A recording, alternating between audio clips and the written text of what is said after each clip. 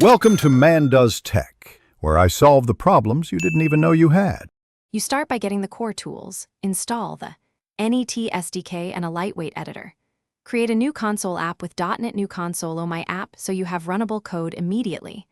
Open the folder Inspect Program, CS, and run .NET Run to verify output.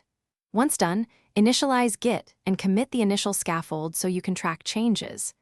This early, small feedback loop helps you learn structure and error messages without wasting time. Now focus on implementing core features. Design classes, isolate responsibilities, and write small methods that do one thing.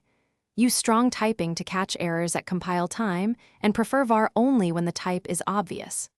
Once you have methods, write tiny unit tests with XUnit. Tests show you how code should behave, and they speed refactoring.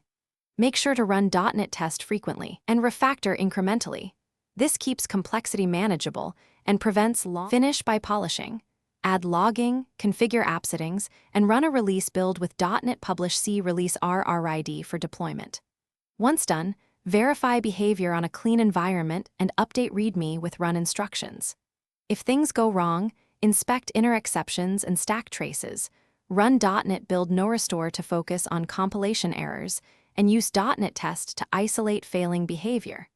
Make sure to reproduce the error locally, then fix the smallest failing piece. This minimizes regressions and speeds resolution. Thanks for watching. If you found this helpful, don't forget to like and subscribe.